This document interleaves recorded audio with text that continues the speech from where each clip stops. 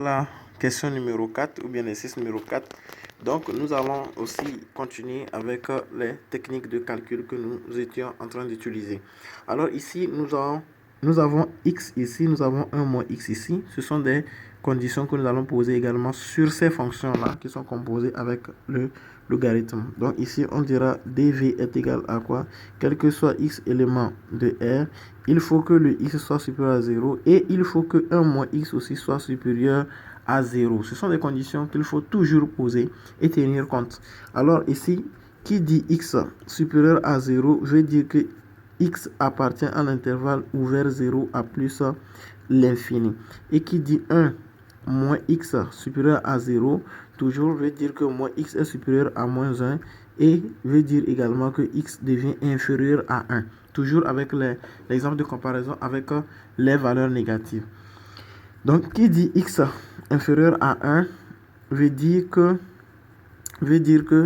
x appartient à l'intervalle moins l'infini à 1 ouvert. Voilà. Donc, ici, nous allons chercher aussi l'intervalle qui est dv, qui est l'intersection en fait de ces deux intervalles-là. Donc, ici, nous avons 0 et ici, nous avons 1.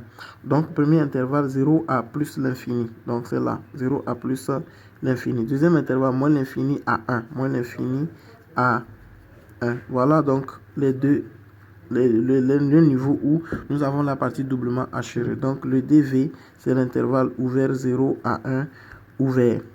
C'est ça le dv. Maintenant, la résolution de cette équation. On a ln de x moins ln de 1 moins x égale à 3 ln de 2.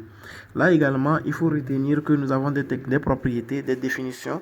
Lorsque nous avons ln de a moins ln de b, cela équivaut à ln de a sur b. Voilà. Donc, lorsque vous avez ça, vous pouvez dire que c'est égal à ln de a sur b. Voilà. Donc, vous pouvez directement maîtriser ces formules-là que je donne au fur et à mesure. Et c'est très important.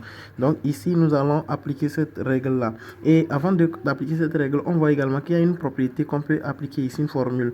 Lorsque nous avons ln de a exposant n, on dit que ça fait donc n ln de a. Donc, lorsque nous avons ici 3 ln de 2, cela veut dire tout simplement que ça nous fait ln de 2 exposant 3. C'est tout ce que cela signifie. Donc, on va appliquer ces propriétés-là ici. Donc là, je dirais que ça fait quoi? Ça fait ln de x sur 1 moins x qui serait égal à ln de 2 exposant 3. L'objectif, c'est quoi? L'objectif, c'est d'obtenir toujours ln de a égale à ln de b, ce qui équivaut à a égale à b. Ce sont des propriétés qu'il faut toujours maîtriser et qui vont vous aider dans la résolution des équations ou des inéquations comportant les logarithmes ou les fonctions exponentielles. Bien. Donc, nous allons continuer. Nous avons donc finalement ln de x sur 1 moins x égale à ln de 2 exposant 3. Alors que 2 est égal à quoi? 2 exposant 3 est égal à 8.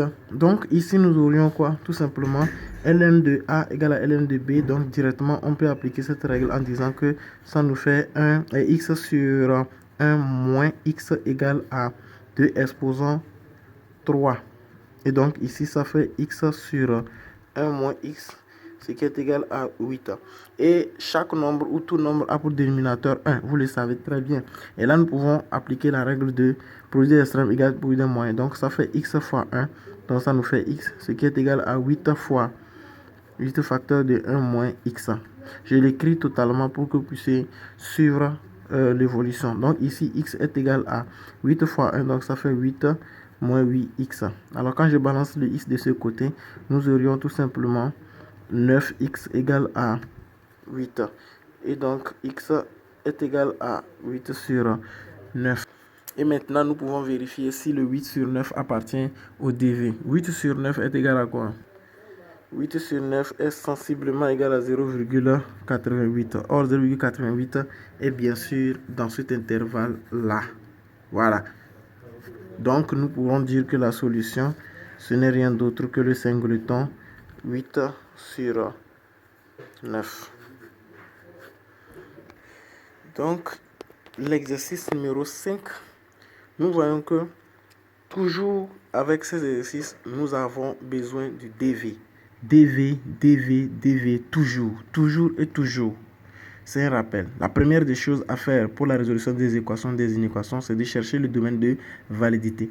Parce que si un domaine de validité n'existe pas, il sera bien sûr difficile pour vous de résoudre cet exercice-là. Il faut toujours trouver le domaine dans lequel nous allons répondre aux questions ou nous allons répondre à la résolution du problème en question. C'est très important. C'est pour cela qu'il faut chercher toujours le DV. Alors, le DV vient toujours en fonction des conditions des fonctions que nous avons apprises. Donc, ici, nous allons toujours chercher le DV comme je l'ai dit. DV, donc, ce n'est rien d'autre que quel que soit x élément de R, il faut que toutes les fonctions qui sont devant la fonction logarithme soient supérieures à 0. Donc, tel que 2x plus 1 doit être supérieur à 0 et x moins 3 supérieur à 0, également x plus 5 supérieur strictement à 0. Toutes ces conditions, nous allons les chercher. Premièrement, nous avons 2x plus 1 supérieur à 0, ce qui veut dire que 2x est supérieur à moins 1 et que x est supérieur à moins 1 demi. Qui dit x supérieur à moins 1 demi dit que x est dans l'intervalle ouvert moins 1 demi à plus l'infini. Voilà, moins 1 demi à plus l'infini. Deuxième condition, x moins 3 supérieur à 0 veut dire que x est supérieur à 3. Cela veut dire également que x appartient à l'intervalle ouvert 3 à plus l'infini. Deuxième intervalle. Ici, nous avons x plus 5. X plus 5 supérieur à 0 veut dire que x est supérieur à moins 5. Et cela signifie que x est dans l'intervalle ouvert moins 5 à plus l'infini également. Voilà les trois intervalles que nous allons chercher leur intersection. Donc ici, ça sera triplement, l'endroit triplement assuré. Donc je vais graduer cela d'abord. Nous avons d'abord moins 5 qui est plus petit, après moins 1 demi et 23. Donc j'ai moins 5 là, moins 1 demi ici et après vient 3. Premier intervalle, nous avons moins 1 demi à plus l'infini. Moins 1 demi à plus l'infini, c'est là. Deuxième intervalle, nous avons 3 à plus l'infini. 3 à plus l'infini, c'est là. Et troisième intervalle, nous avons moins 5 à plus l'infini, c'est là. Moins 5 à plus l'infini. Donc, techniquement parlant, on voit que c'est cette partie-là qui est triplement assurée. Donc, le DV, c'est l'intervalle ouvert. Et 3 à plus l'infini. Voilà le DV. Maintenant que vous connaissez le DV, nous pouvons donc passer à la résolution de l'équation en question. Donc, pour cette équation, toujours avec la règle, lorsque nous avons ln de A plus ln de B, nous avons dit que ça fait ln de A fois B. Donc, on applique cette règle ici. Donc, nous pouvons réécrire dans cette première partie-là, nous pouvons l'écrire sous la forme là. ln de, je vous les accolade, et je dis 2x plus 1, le tout facteur de x moins 3. C'est ce que ça donne dans le premier membre. Et ici, nous avons gardé x plus 5, c'est-à-dire ln de x plus 5. Et là, qu'est-ce que ça nous donne? Ça nous fait ln de A égale à ln de B. Ça veut dire que A égale à B. C'est ce que cela signifie. Donc, je dirais 2x plus 1, le tout facteur de x moins 3 est égal à x plus 5. Et donc, je développe. Ici, j'ai un polynôme du second degré que je vais avoir. Donc, ça nous fait 2x au carré moins 6x plus x moins 3 égale à x plus 5. Je réduis. Ça me fait 2x au carré. Bon, je fais tout. Voilà donc le polynôme du second degré en question. Donc nous allons chercher le discriminant. On cherche le discriminant. On trouve, si le discriminant est positif, on cherche le x1 et x2. Bien, ce qu'il faut retenir, je vais vous enseigner quelque chose ici très rapidement.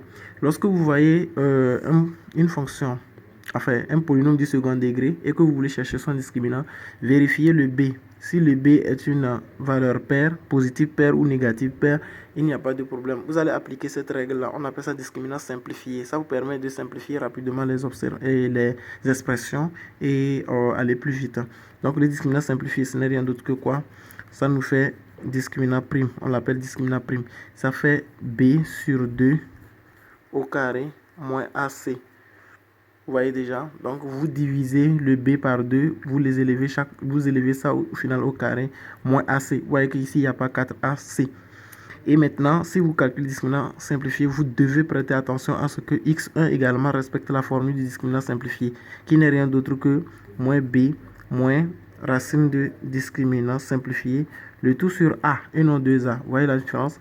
Et ici également, x2, ça va faire toujours moins B, enfin, moins B'. En fait, donc ça va faire, je vais l'appeler moins B', d'accord? Sachant que B' est égal à B sur 2. Ça peut aller, donc ce qui veut dire que c'est B' qui est ici. Vous voyez déjà, donc ça sera toujours B' ici aussi, c'est-à-dire B sur 2. Ici également, moins B sur 2 toujours. Ça peut aller. Maintenant, plus racine de discriminant simplifié, le tout sur A toujours. Donc sans, comment l'appelle-t-on? Tricher, sans tricher le discriminant, vous devez respecter aussi ces racines. Donc nous allons l'appliquer ici pour aller plus vite. Discriminant simplifié, donc ça nous fait quoi? Ça nous fait B sur 2. Mon B ici c'est moins 6. Voilà, donc sur 2 ça fait moins 3. Donc j'élève ça au carré. Moins 3 au carré, moins AC, et non 4 AC. Donc A est égal à 2. Vous voyez déjà. Et C est égal à moins 8. Donc ce qui va nous faire 9. Moins fois moins ça fait plus. Donc 9 fois combien? 9 fois 16. Et ce qui donne 25. Voilà donc le discriminant simplifié. Maintenant que nous avons connu le discriminant simplifié, nous allons chercher le x1 qui n'est rien d'autre que moins b'. Et là, vous avez déjà le b' qui est moins 3. Donc ça me fait moins 3 moins racine du discriminant qui fait 5. Le tout discriminant simplifié qui fait 5. Le tout sur a qui est égal à 2. Donc ça me fait 5 et 8, moins 8, pardon, sur 2 qui donne moins 4. Et donc x2 ça fait moins 3 plus 5 le tout sur 2.